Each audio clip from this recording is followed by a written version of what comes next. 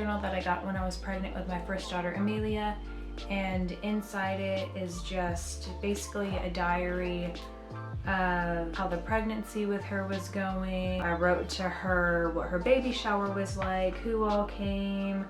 I wrote her birth story in here, and basically just, you know, things about her life from the time I was pregnant with her until now. She's 2 years old, and there's still, you know, there's still many empty pages. I will be filling this out for many more years, but I just think keeping this notebook, a little diary of all the things that, you know, because she's only 2 years old, everything up until now she won't remember later in life. So I think this would be a really nice gift to give her when she's older, and she can look back on her childhood and what life was like for her. I'm pregnant with my second baby now, and I'm doing the same thing for him. I just think it would be really special for them to look back on.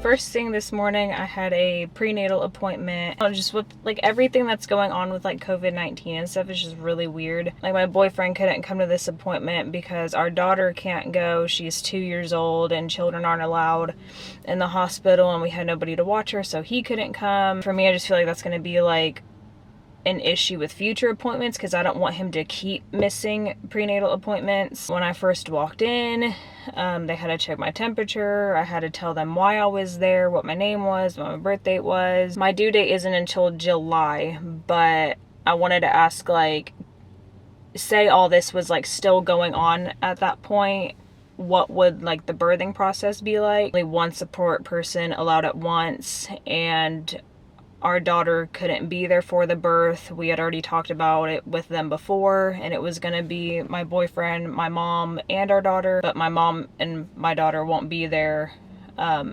if all this COVID-19 stuff is still going on. It's just so weird how you just drive around and like parking lots are empty, and like there's like hardly anybody on the streets. You go to the grocery store, you can't find anything. Shelves are bare and empty. I live in Tennessee, and the county that I live in, as of April 5th, there is 36 reported cases and 1 death.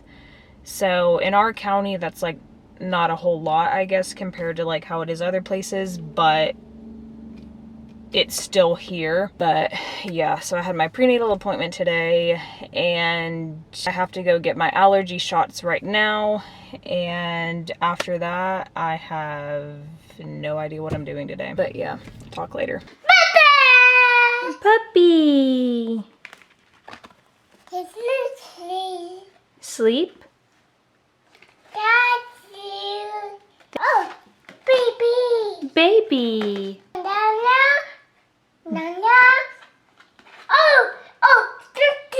Cookie! Cookie! Get some blocks. Want some blocks? Yay! Ready? Whee!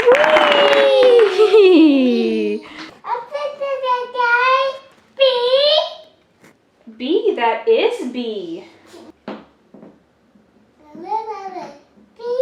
B. Why? That's an S. Whoa, it's getting tall. Oh!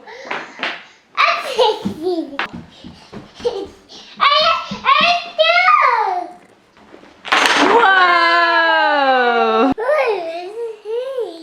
Hey, cheese. Do you want some juice? Yay! Yay! The coronavirus hasn't really affected our life at home, but it is different when you leave the house. My boyfriend Rudy and I, we still leave the house to go to work. One of the things is it is now recommended and even mandatory in some places that you wear gloves and a mask when you leave your house, which is fine, but I see so many people wearing them wrong and just not really using them wisely in the correct way. If you're not gonna wear a mask or a glove the correct way, it just defeats the purpose. There's literally no point.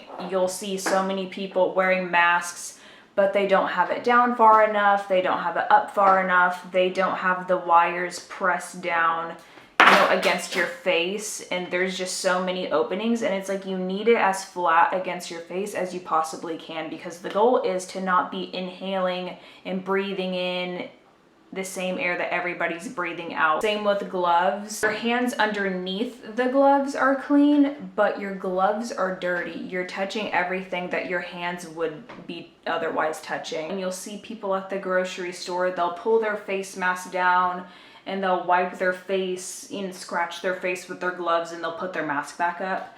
And it's like, you'll see people eat with their gloves. If you're gonna wear a mask, wear it and leave it on and make sure it's on correctly. If you're gonna wear gloves, fine. You know, be careful with it. Hey. Hey? Okay.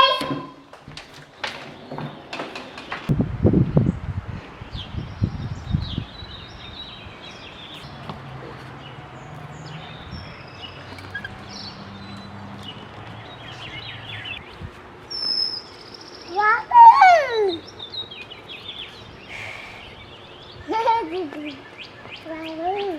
Oh, bye-bye!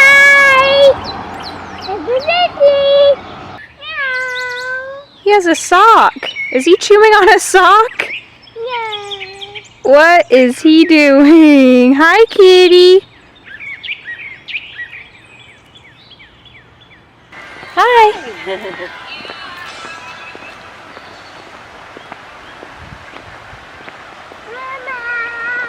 Amelia and I are going on a walk right now, and it feels so good outside today. I'm glad it isn't raining and it's not too hot. It feels so good. There's a light breeze. You don't see too many people out of their houses right now during this time, but especially with kids, with the parks being closed and stuff.